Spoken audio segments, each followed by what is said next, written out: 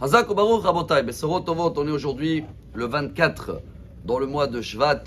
Il y a un très beau commentaire de Or HaChaim HaKadosh, Rabbi Chaim Ben Attar, sur notre paracha de cette semaine avec un très beau message. Car la paracha, tout de suite après les 10 commandements, elle porte son nom Mishpatim, ce qui veut dire les règles. Et c'est vrai que quand vous voyez dans le Talmud, traité Gittin, là-bas la Gemara dit que à qui il y a tous ces devoirs de connaître les règles d'esclavage, à quel moment il doit sortir et s'il veut rester. C'est au juge ou c'est à nous?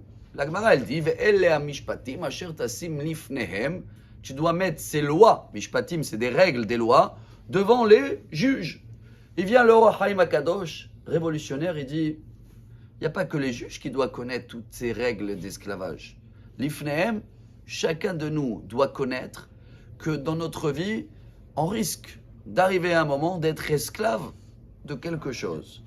Et le fait qu'on devient esclave, la Torah elle nous prévient, attention, ce que tu fais aujourd'hui, que tu ne vas pas arriver à des règles d'esclavage, car d'un coup, ta situation de financement peut changer. La santé, qui a garanti que ce sera toujours stable? L'éducation des enfants, etc.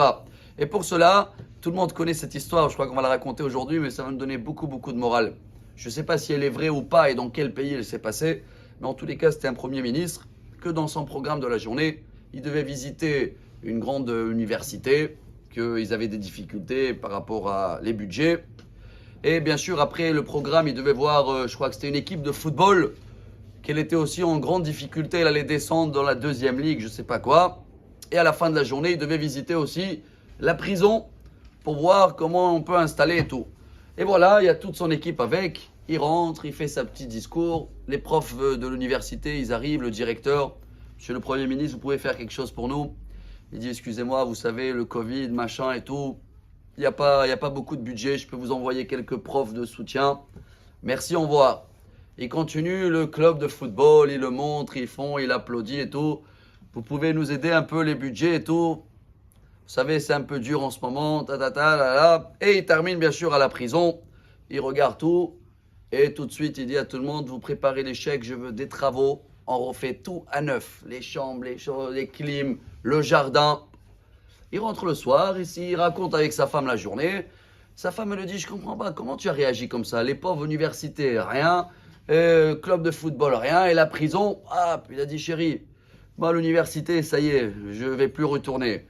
Le football, je fais jamais du sport. La prison, il y a des risques un jour qu'on va tomber dedans. Voilà ce qu'il dit le Or HaChaim HaKadosh. C'est quoi esclavage? Il y a des fois des choses qu'on fait, on risque de tomber dedans et être un jour esclave de la mode, le téléphone, la nourriture. Chacun, il risque de tomber. Voilà la paracha, ils nous fait un rappel. Attention, regarde bien toutes les règles. Et dès que tu vois qu'il y a quelque chose qui te inspire, mais du côté mauvais, inspirateur, et c'est négatif, ne rentre pas dans ça. On risque de terminer pas en prison, en esclave et travailler trop pour quelque chose que des fois il sert à rien.